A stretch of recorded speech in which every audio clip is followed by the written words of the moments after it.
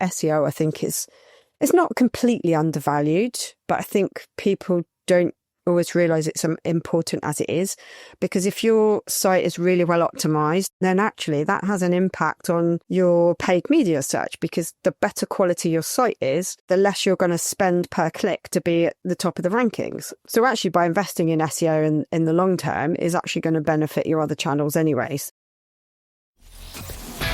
It's the eCommerce Master Plan podcast, here to help you solve your marketing problems and grow your e-commerce business. Cutting through the hype to bring you inspiration and advice from the e-commerce sector and beyond. Here's your host, Chloe Thomas. Hello and welcome. It's great to have you here. Thank you so much for hitting play and choosing to listen to one of our inspiring guests. We're going to start this episode with a little shout out. Hello to regular listener Joe Jacks from Jacks. Joe's been super active commenting on our LinkedIn content over the last few months, and it's always great to hear your take on things, Joe. So thank you. And most importantly, thank you for listening. Now, in this episode, we are doing another of our new episode format, our WWYDs, the What Would You Do episodes, where I get some of my favourite people in e-commerce to come on and share how they would handle a hypothetical situation. This time, I'm chatting to a super experienced e-commerce director about what would you do as a head of e-commerce tasked with massively improving operational efficiency. Yes, we're going there. We are talking about operational efficiency. Jaime is sharing great insight about the areas you need to look into, how to make it successful, how to prioritise. And there's quite a lot about people in this one too. Please make sure you listen to the end of the episode because she's got some brilliant top tips, answers as well. Are you using Yotpo for your email and SMS campaigns? Then you will already know the great news that they're sunsetting their email and SMS service at the end of this year. I know it's not the news you wanted to hear this close to peak. Yay, let's move our email system. So to help you with all of that, over on the eCommerce Tech website, we are putting together a couple of blogs to help you to navigate it all and to turn this surprise into a brilliant move for your business. One that can even, or certainly has the potential to even increase your peak performance. To get the blogs, go to ecmp.info/Yotpo, that's YOTPO and ECMP. And there you can read my 4-step plan to make the most of the situation. And you'll also get a roundup of advice from email marketing experts about what you should do. So ecmp.info/Yotpo. If you're a podcast host, listen up, this one's for you. My name is Allie Jackson. I'm the host of Finding Mr. Height, a dating and relationship podcast that I've been doing for 4 years now, sharing my positive and practical approach to dating that's built on my own life experience. And I wanted to share another experience that I've had, my secret behind monetizing my show. It's called Red Circle, and I was just telling my colleague about how much I love their platform. With Red Circle, not only am I getting a seamless hosting experience, but I also love the support I receive in ad sales. It's not just typical ad sales either. It's targeted opportunities based on my show and my life. And the platform is super simple. You just set your preferences and Red Circle matches you with sponsors that align with your show. You can vet every opportunity and their platform gives you great analytics. More recently too, my Red Circle team has brought me opportunities outside of my podcast on social media to really augment the podcast partnerships, bring them full circle. I just can't recommend them enough. If you want to give it a try, go to redcircle.com to get your free trial. That's redcircle.com for a free trial. And now to introduce our special guest. Jaime Hill is an e-commerce director with a fearsome lineup of past experience, including time in fashion at Monsoon, FatFace and Jack Wills, in travel at Hurtigruten, Norway and Avis, and home and garden at Oak Furnitureland, plus many more. Hello, Jaime. Hello. Happy Monday. Great to have you on the show. Someone with your awesome experience to come and be one of our What Would You Do guests. But before we get into your What Would You Do, how did you get into the world of e-commerce? How did you end up in this space? I kind of fell into it. Started in marketing by accident. I was doing a job straight out of college. They offered me an opportunity. Sounded great. So I thought, yeah, I'll snap that one up. And then as kind of digital grew, I moved into that. And then, yeah, probably the last 10, 15 years into digital marketing and e-commerce. So looking at that sort of whole customer life cycle, really. Which is only getting more complicated, isn't it? With privacy coming in and more tech complexity, it just seems to be getting ever harder. Yes and no. I think the principles are relatively simple. Yeah, you can get some complexity when you chuck in some of the tools, but they are supposed to make your life easier and help you target customers better. I think it's just a case of getting them set up properly in the first place so you can use them more effectively. So it's a bit swings and roundabouts, I think, really. I couldn't agree with you more about getting them set up right in the first place. But let's not get into that world of ranting, because that could take the whole of the rest of the episode. So yeah. The what would you do you are tackling today is what would you do as head of e-commerce tasked with massively improving operational efficiency, which I love as a task, as a title, because I know this is pretty much what everyone's being charged with at the moment. It's efficiency. So doing more with less. Yeah, the endless challenge of 2025, I think. So is this for a specific business size, for businesses doing specific channels, for specific products, or is this kind of like something that would be relevant to anybody listening? Yeah, I think it's relevant for anybody, to be honest. It's not quite a one size fits all, because obviously some areas will need more focus than others, but there's certainly probably 3 or 4 areas that I would look at in terms of making those efficiencies and how to get things running a bit more smoothly, really. Cool. And when you're talking operational efficiency, for some people that they immediately think of the warehouse. For others, they think about head office or spreadsheets or something. For you, where does operational efficiency sit? So some of it will be looking at warehousing. It's how does it cross over from e-com into that area? How can you make that process simpler and make sure they have everything they need? But for me, it's looking at the team. How are they working? Like, is there somebody that's got a really great skill that's being underutilized? It could be optimizing the tech stack. If you've got 2 things doing essentially the same thing, that you could get rid of one. It could be, is there an agency you can hand over some of the heavy lifting to without spending more money and free up somebody to do this more strategic stuff? Looking at spend, are we spending properly in the right areas? So you might start to look at the MMM modeling processes as well. Are we wasting time doing lengthy processes rather than shortcutting some areas where necessary without damaging the overall process and how things work? So it's kind of everything within your remit, but also how it falls into other areas, So if a change you could make reduces calls to the call centre for certain problems, can you then free them up to take sales calls or payment calls or whatever? Yeah, it could be a whole gamut of items, really, to be honest. I love it. Maximum width of definition we're going for, which I think is exactly what people are getting tasked with. The boss isn't saying, can you improve operational efficiency in this tiny part of the business? The boss is inevitably saying, I don't know where, but we need to be more efficient. Go. So assuming the boss said that to you, what would your first steps be? Where would you start working out where to go, what to do? I probably would start actually with the immediate team. What are they spending most of their time on? Is it particular processes? Can you shorten those processes? Can you remove some steps? Can you scrap that process completely? Because sometimes you can. Do they have skills and experience in an area that's being underutilized? Do they have capacity to, do more in a certain area and get rid of something that's just unnecessary? People have always got kind of hidden skills and experience that you don't necessarily know about when you join a team, because you don't necessarily see their CV. So that's one thing I always like to do when I join a new business, is sit down with the team and say, okay, what do you currently do? What's taking up most of your time?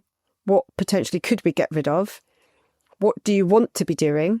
Because obviously you need to kind of think about future personal development and kind of succession planning, because it's not always about the CEO succession planning, it's other areas as well. And then sort of moving into the processes that they're spending most of their time on. What other parts of the company do they touch on? there's projects and stuff that I've worked on that have been completely cross-functional. So, for example, at Hurtigruten, there's a payments project that I was working on, which covered the website, the call centre, the ships and the hotel. And obviously that's in multiple countries. So it was looking at the localised payment options, which we could switch on and off by, country, whatever's needed. And, make sure that people can actually pay for things that they want to in an efficient manner. So for example, with Germany, we discovered that our authorization rate was absolutely shocking. It was like 50% for cards. So we got a load of information from the call centre colleagues. We, looked at our Adyen dashboard, and we got recommendations from Adyen, the partners themselves, and sort of said, okay, right, well, what happens in Germany is people typically use buy now, pay later, or they like to be sent an invoice and then they pay it by bank transfer. So we then looked into all the stats, took all the evidence from the call centre, which was that's what people were asking for.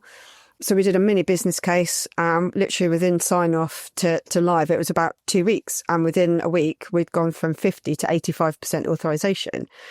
Now, the kind of side benefits to that was the transaction fee for bank transfer is much, much cheaper. I think for us, it was 1% versus 3% for cards.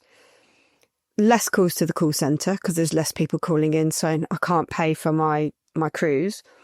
And the money's in our bank much quicker because it's bank to bank rather than sitting with Adyen for, I think, about, a month, 60 days, waiting to be released in case of refunds. So there's huge commercial impact as well as customers being happy, but that what didn't just sit with ecom, that was across channels. So, yeah, processes, obviously spend has got to be a huge one. Are we wasting spend anywhere? Which obviously you would look at paid search and paid social straight away.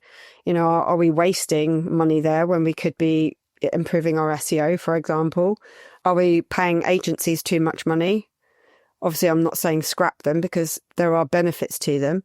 Like I touched upon earlier, the tech stack, do we have multiple pieces of technology doing the same thing? So, you might have merchandising built into your e-commerce platform, but you're actually using another one, which is the best one, and are you wasting money having two bits of kit doing exactly the same thing? So, yeah, looking at pretty much everything and anything and kind of pulling up the floorboards and seeing what's underneath, really. But what I love from your answer, Jamie, is that you started with the team. And I think so often people think you go straight to the spreadsheets. But actually the thing about driving operational efficiency, I always think, is that it's both about optimizing what you're already doing, but also finding out the stuff that you've got that you're not taking advantage of, which the spreadsheets aren't going to tell you. Like when you've got two pieces of tech stack doing the same thing, the data analysis isn't going to tell you that. You need the person who works with them going, did you know there's a whole module on here? Or you need, like all those of us listening who have run recruitments in the past will know that you've hired someone because they had this really cool thing on their CV and you've forgotten about it by the time they start. Yeah, or you just don't take advantage of it because you don't have the time and there's other priorities and then you forget about it, like you say. But yeah, I'm not in any way saying that you should get rid of people just for the sake of saving money, because actually asking them to do things differently or free up something else and take on something more strategic or something that has bigger impact that they are perfectly capable of doing can actually, outweigh the benefits of getting rid of somebody, because actually they could be working smarter to generate more money rather than you save money because you've got rid of a salary. It doesn't always work the way that you necessarily think at first glance. So, and, I've been the impact of some of those decisions, unfortunately. So I don't really want to see other people going through it either. So yeah, please people think more about the team. See what you can do to optimize that first. Yeah, having been through a few redundancy processes, both as being amongst the team who are at risk of redundancy. I wasn't technically, so I was on the grad scheme, and yes, this was many years ago, everybody. And then doing it with my own team. There is nothing that kills productivity, motivation, the intangible cost of any of those processes is horrendous. Anything you can do to avoid them. Yeah. I mean, being deeply involved in it from either side of the coin is not fun. either being one at risk or having to choose who goes at risk it's not a decision that you want to be forced to have to make, really. But I guess it's life at the end of the day. But yeah, if you can avoid it, I'd recommend it. And I think a lot of the things you mentioned of those places you would look in the first instances for where to build the operational efficiency are, I think we can all agree we fail to do this, but we can probably agree with the theory, is that as our industry evolves, especially as the tech space is evolving a lot at the moment, they are things which we should be checking on a regular basis, but we tend to forget. So you mentioned about diverting money from your ad campaigns into SEO. How often do we actually take that big strategic, actually, hold on, are we flogging a dead horse with Meta these days? Is it still working to the level it is? Should we shift half the budget into a new ad channel or into SEO? And the same thing with the tech stack, with all the mergers and the developments going on at the moment. That review, in an ideal world, would be done on a much more regular basis, but it does tend to be almost like the big stop sign comes up and everyone's, oh, maybe we should take a look. Why have we got 100 Google Drive subscriptions going on in a business of 10 people? What are we doing? Yeah. And I think, sometimes looking at the modelling of how spend is working and where you're spending it, I think can be hugely valuable. And it is something that they've really started to look at Monsoon, which was great because, it would give you kind of day by day updates and say, actually, do you know what? This week we need to be moving more money from, maybe money from Meta to Google or vice versa, because actually it's more effective here this week. But obviously you need to make sure that those data feeds into the system are accurate and correct, because otherwise it's a bit of that crap in, crap out. Same with things like AI. If you are put like dirty data in, you're going to get rubbish out. Obviously you need to make sure there's no bias going on as well. But in theory, you could be moving money around every week. And yeah, I mean, we'll probably touch on it a bit later, but SEO, I think, is it's not completely undervalued, but I think people don't always realize it's important as it is. Because if your site is really well optimized, ideally it's really well optimized for accessibility as well, which, all counts. And then actually that has an impact on your paid media search, because the better quality your site is, and I believe this is still the way it works, the less you're going to spend per click to be at the top of the rankings. So, your quality score is better and you'll rank better and all that kind of stuff. So actually by investing in SEO in the long term is actually going to benefit your other channels anyway. So yeah, it's all a bit chicken and egg to an extent, but I'm not saying everybody just go and cut your paid media spend. Absolutely not. But you should be looking at it regularly and saying, actually, are we spending wisely? Have we found the right balance between volume and cost? Sometimes you do have to pay money to spend on those big generic terms, because, there's multiple searches before people narrow things down. I mean, I worked for an insurance company years ago and we uncovered that people would do 7 separate searches before they would actually take an action. So they might start searching car insurance or car insurance forward focus, car insurance forward focus over 50, car insurance forward focus over 50 in Chelmsford. They would do multiple searches and then they would actually get on and do a quote or something like that, or pick the phone up, or they would actually then take an action. But you have to sort of pay for those car insurance terms, although they're horribly expensive, to filter people down. Everybody knows the long tail keywords are the cheaper ones and more cost effective in the long run, but you don't always get the volume through them. So it is a bit of a balancing act, an endless balancing act. Oh yeah. Jaime, you've given us, a whole host of different areas to look at to find the right places to drive that efficiency, which of course the answers will be different for every business. But how do you go about making it happen? Because I think I always think when there's an operational efficiency project on, there's an expectation of fast changes, but there also has to be all the research, as you've outlined, whether it's looking at the data or whether it's, talking to the team or something else.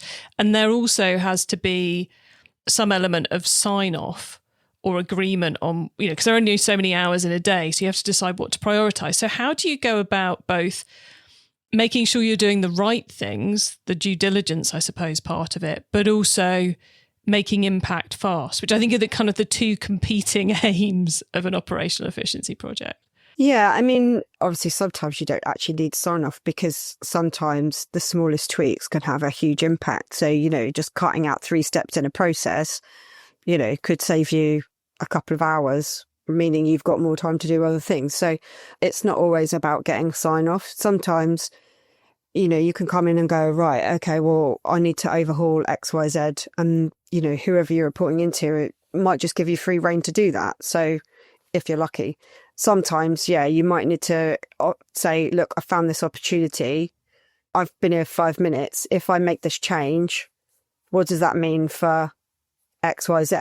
Because, you making one change in your team might have huge impact in your area, but it might really mess things up for somebody else. It might generate, thousands of more calls in the call center, which, if they can't cope with it, then you end up with unhappy customers. So, making a change that makes things life easier for you and your team, great. But if you've made it life so much more difficult for everybody else, it's not going to help. So, if you're new in, very often you would need to double check something because you don't know the rest of the setup and who else maybe needs to be consulted before you actually put it into place.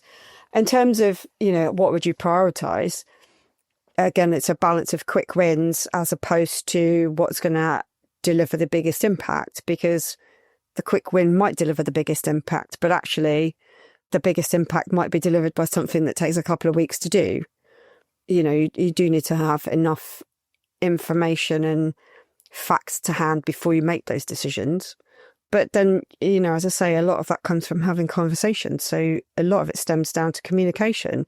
And the way, I've come across it in several companies. It's like, well, that's the way we've always done it, right? But that doesn't mean that's the best way to do it. I've found a quicker way to do it. Why can't we do it? Is there a particular reason? Is there a person, a system, another process that's holding it up? Do I need to go and talk to another team who also needs to change their process to smooth out, the entire journey rather than fixing one bit and then breaking something else, which is a bit like when you're doing experimentation on a website, CRO. I've been lucky enough to work with tools like Content Square where you can see that the impact of the change you've made. So yes, it's fixed the piece that you were looking to fix, but has it impacted somewhere else? So you can either go, okay, right, we need to roll that back temporarily, or actually we can fix that really easily. So you can almost sanity check that you haven't broken anything, but you can't always do that with just changing a process because, you need to find out how it affects everybody else. Sort of the knock-on effect, maybe before and after what you've changed. I suppose there's also an angle of having those conversations helps create a less siloed business, a business where there's more visibility of what's going on, where people are working more closely together, which often is actually a root cause of some operational efficiency. The web team bought this personalization tool, the marketing team bought this personalization tool, and 80% of what the two tools do is the same thing. And now the IT team are having to build 2 separate integrations and all the data's gone wrong. So there's an element of the process of an operational efficiency project can help, I guess, future-proof the business for future efficiency. Yeah, and also it's building relationships as well. By having these various different conversations with different parts of the business, not only do you get to learn about how they work and information about things you didn't even know existed or processes they do, but then you also find out their headaches, which, you can say, oh, do you know what? I came across this in another business. I didn't really get involved in it, but this is what they did. So actually, inadvertently, you could be helping them with something else just by passing on a bit of information. So yeah, everyone says, communication's one of the biggest things that you can do, but not everybody does it. And yeah, silos, I think, are probably the bane of a lot of people's lives. I think most places are starting to change, certainly in the experience I've had in the last few businesses, but it is still a bit of people just kind of get their heads down and, work on what they're doing, get things done, and then forget to tell people. It's like, look at what we've done as a team, or this is what we've done as a department. And people go, oh, great. Do you know what? We could borrow some of that. Or I really like the way you've done that. How did you get to that, result? and then they can sort of transfer that learning into their own areas. So yeah, I just wish people would talk a bit more, to be honest. It would be really nice. And that goes for probably every part of everybody's lives, to be honest. I think there'd be a lot less problems if everybody talked a little bit more. E-commerce Master Plan is supported by some of the greatest companies in the e-commerce sector. Here's a reminder of who they are. Are you using Yotpo for your email and SMS campaigns? Then you will already know the great news that they're sunsetting their email and SMS service at the end of this year. I know it's not the news you wanted to hear this close to peak. Yay, let's move our email system. So to help you with all of that, over on the eCommerce Tech website, we are putting together a couple of blogs to help you to navigate it all and to turn this surprise into a brilliant move for your business. One that can even, or certainly has the potential to even increase your peak performance. To get the blogs, go to ecmp.info/Yotpo, that's YOTPO and ECMP. And there you can read my 4-step plan to make the most of the situation. And you'll also get a roundup of advice from email marketing experts about what you should do. So ecmp.info/Yotpo. Have you yet downloaded our ebook? To celebrate reaching episode 500, we've created an epic e-commerce success-focused ebook for you, packed with 500 top tips about how to make your e-commerce store more profitable, featuring the advice of many past guests alongside industry experts and many of you as well, our listeners. I've checked every single tip and organised the whole thing into sections for you, making it super easy to dip in and dip out and take inspiration as and when you need it. This ebook needs to be sat on your desktop or even printed and sat on your desk. Download your free copy right now at ecmp.info/ebook. Get 2024's most valuable e-commerce ebook now, ecmp.info/ebook. It's time for the top tips round. Okay, I love this section because it gives me and our listeners some really quick ideas for taking our businesses to the next level. So Jamie, are you ready for the top tips? Oh, yeah, go on then.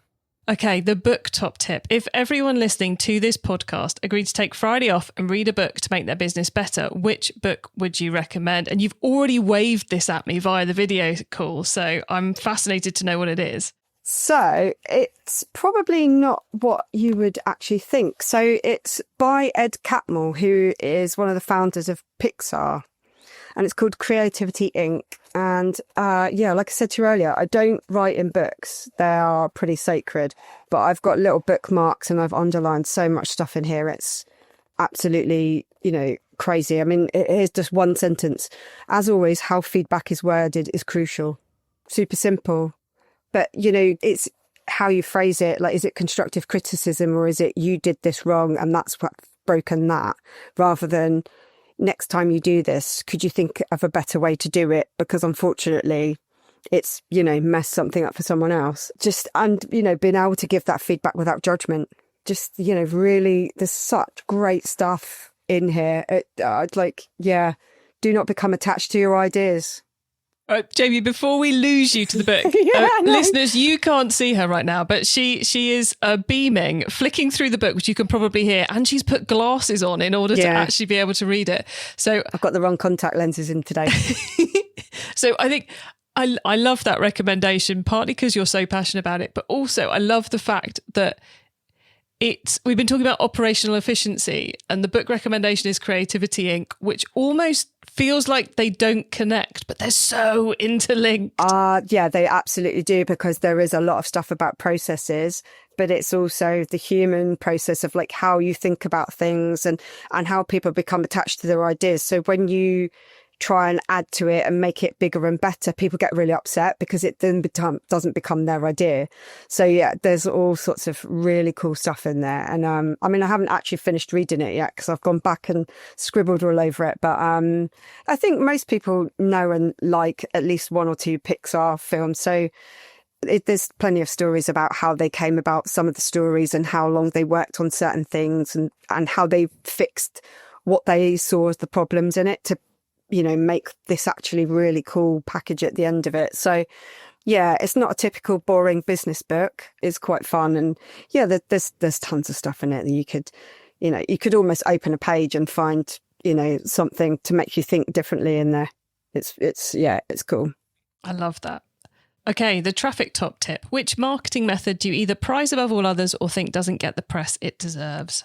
We kind of touched on this earlier. I think SEO, although there has been a lot more focus on it in recent years, I think it has such a big impact on other channels inadvertently. If you're right at the top of the rankings and someone's seen your ad on TV and just is feeling lazy and types in your brand name and you pop up at the top and you're not squashed to the bottom by 5 of your competitors, and like I said before, it impacts on other channels like paid search and things as well. So I like to see it as the foundation of all your other marketing efforts. You've built a great site. Why are you not doing the best to get free/cheap traffic to it without, paying for it? So yeah, I think that's probably one of the ones I would pick. Definitely agree with you on that. Now, the tool top tip, maybe a collaboration tool, a social media plugin, a phone app, or just a way of working. Is there a cool little tool you use that makes you and your team more efficient from day to day? I would probably choose Trello, actually. I use it for personal projects and stuff as well. But a guy that I used to work with at Furnitureland, he actually linked it in with all our IT tickets and stuff, so he could automatically update things and send it through there. It was absolutely nuts. And he linked it up to all the designs for the CRO projects. So I think he linked it up to about 4 different tools in the end. It was just insane. Jira tickets, that's what he linked it to. So yeah, and it just visually, it looks quite fun. You can click and drag things around. It's not exactly difficult to use. So yeah, that's one I use quite frequently. Excellent recommendation. And finally, the carbon top tip. What's your favourite way to reduce the carbon footprint of an e-commerce store? I'm not sure it's my favourite way, but it's one that probably people don't think about, is checking your hosting company to see whether they use renewable energy. Because obviously, processing power for our website and AI and all that kind of stuff is huge. I mean, we still don't really know the impact of all this AI processing power. So I think, looking at your hosting company and seeing, who's their energy supplier, is it renewable energy?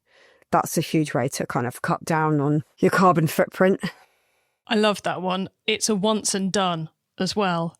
As much as anything can be. So. Yeah. Unless you obviously have to change hosting company for whatever reason. But I guess if yours is pretty reliable, then you won't need to. But even if you do have to change hosting company, you do it once and you get the carbon benefit every single day. It's, love that one. Does not get talked about enough. So I'm really glad you brought that one up. No, I came across it at an event that I went to and they were like, oh yeah, we've looked at our hosting company, because they were looking at their kind of carbon neutral profile and how do they become sort of move towards carbon zero.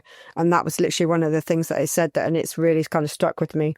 It's just not anything that you would like normally think about, because you think about recycling cardboard and, waste and, your business energy, like, is that renewable and all that kind of stuff. And you never think about your suppliers as much. So yeah, I think that one could be an interesting thing to think about for people. Definitely. Well, Jamie, before we say goodbye, could you please let the listeners know where they can find you and everything you're up to on the web and social? Yeah, so the best place to find me is on LinkedIn. So it's, all the /coms. And then it's Jaime, which is JAIME -Hill. And you are available to help people with operational efficiency, I believe, at the moment, and other projects? Yeah, currently I'm available to help with e-commerce, digital marketing, customer lifecycle. Yeah, any operational efficiencies, pretty much probably, whatever the problem is, I can probably help you with it in some way or another. Awesome. So everyone head to Jaime Hill on LinkedIn, and that's JAIME-Hill in LinkedIn URL-ness if you want to go that route. Jamie, thank you so much for being on the podcast and sharing such great insights with us. It's been awesome. Oh, thanks for inviting me on. It's been great fun.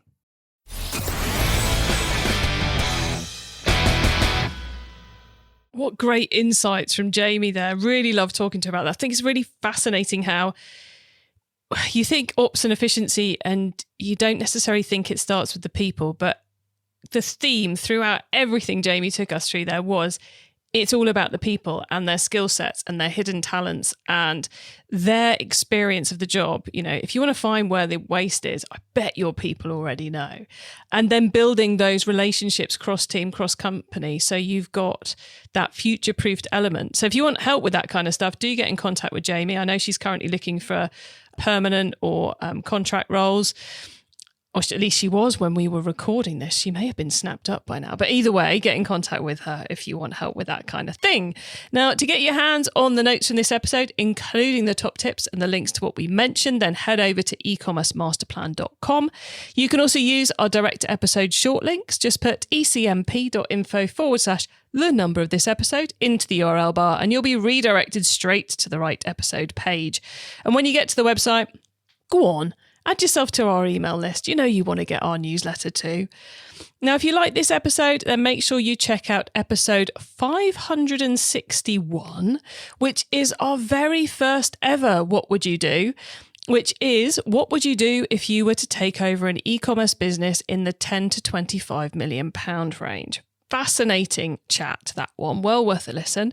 You can find that and all our What Would You Do episodes at ecmp.info/WWYD. Thank you for tuning in to this and every episode of the e-commerce master plan podcast. I bring you a new interview every week because I want to inspire and help e-commerce business owners just like you to succeed and thrive with your businesses, including progressing along the path to net zero. So, if you know someone this show can help, please tell them to listen to the e-commerce master plan podcast. I hope you have a great week and don't forget to keep optimizing. Thank you for listening to the e-commerce master plan podcast. Find out more at ecommercemasterplan.com/podcast. Are you using Yotpo for your email and SMS campaigns? Then you will already know the great news that they're sunsetting their email and SMS service at the end of this year. I know it's not the news you wanted to hear this close to peak. Yay, let's move our email system. So to help you with all of that, over on the e-commerce tech website, we are putting together a couple of blogs to help you to navigate it all and to turn this surprise into a brilliant move for your business. One that can even, or certainly has the potential to even increase your peak performance. To get the blogs, go to ecmp.info/Yotpo. That's YOTPO and ECMP. And there you can read my 4-step plan to make the most of the situation. And you'll also get a roundup of advice from email marketing experts about what you should do. So ecmp.info/Yotpo. If you're a podcast host, listen up, this one's for you. My name is Allie Jackson. I'm the host of Finding Mr. Height, a dating and relationship podcast that I've been doing for 4 years now, sharing my positive and practical approach to dating that's built on my own life experience. And I wanted to share another experience that I've had, my secret behind monetizing my show. It's called Red Circle, and I was just telling my colleague about how much I love their platform. With Red Circle, not only am I getting a seamless hosting experience, but I also love the support I receive in ad sales. It's not just typical ad sales either. It's targeted opportunities based on my show and my life. And the platform is super simple. You just set your preferences and Red Circle matches you with sponsors that align with your show. You can vet every opportunity and their platform gives you great analytics. More recently too, my Red Circle team has brought me opportunities outside of my podcast on social media to really augment the podcast partnerships, bring them full circle. I just can't recommend them enough. If you want to give it a try, go to redcircle.com to get your free trial. That's redcircle.com for a free trial.